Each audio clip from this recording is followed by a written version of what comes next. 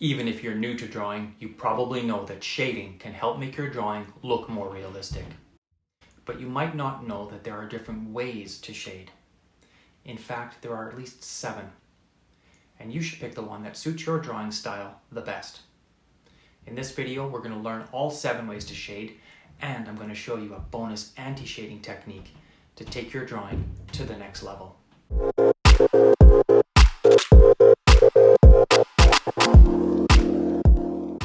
Number 1. Hatching.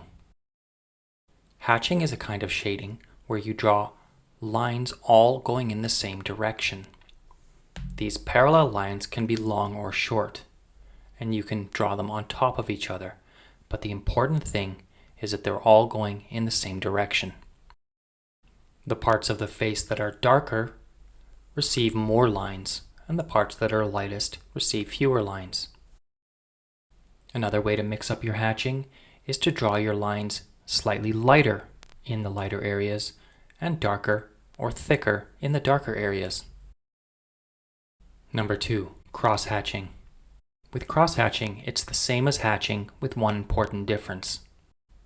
That difference is you choose a different direction for your hatches after you finish the first one. In this example, I'm hatching with lines from top to bottom, and then for my crosshatch, I go with a diagonal line. You'll notice that I crosshatch a third direction, and then finally a fourth direction. I actually have 4 different directions going on at once here. Just like hatching, you're going to put fewer lines in areas that are lighter and more lines in areas that are darker. An important note with crosshatching is that all of your lines are straight, and that's not the case with number 3, contour hatching. With contour hatching, you draw a bunch of individual lines that are parallel to each other. The difference, though, is that those lines follow the shape of the object.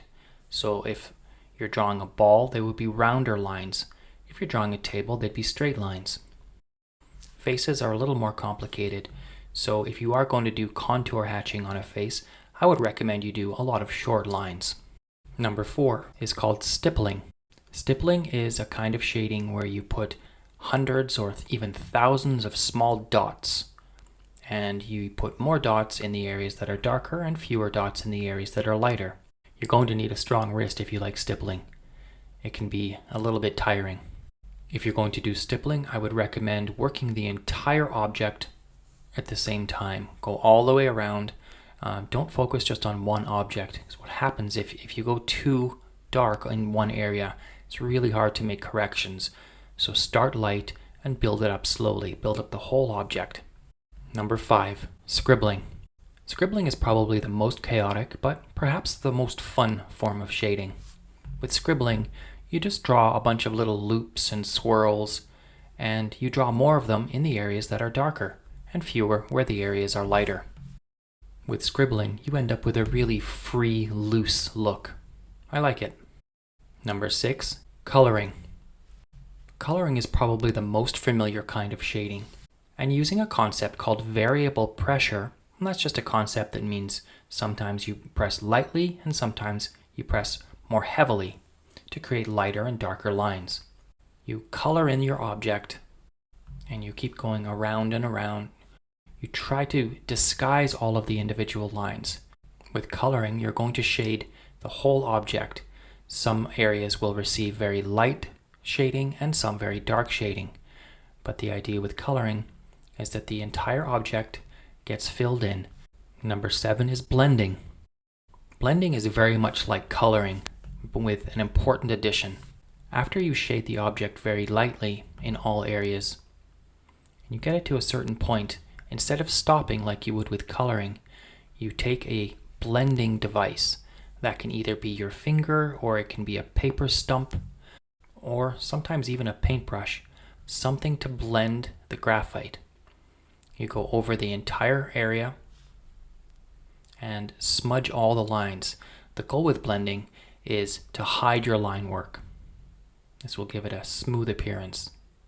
And as a bonus technique, it's not really shading, but it's kind of the opposite of shading. I would say erasing is an important part of drawing.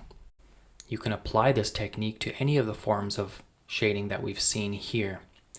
With erasing, you would take an eraser, usually a white eraser or a kneaded eraser, and you would work back into your drawing to pull out the highlights. After you erase some parts, you can go back into your drawing with your pencil and rework areas. This will give your overall drawing a crisper, more refined and defined look. There's your introduction to the 7 main ways of shading, and also to erasing. Don't get discouraged if it doesn't look exactly the way you want it to look when you first try something new. It's not supposed to be easy. That's what makes it impressive when you get it right. Remember, when you practice drawing, you're not just making a thing. You're developing patience, focus, and persistence. Those are qualities that will serve you well throughout your life. Happy creating.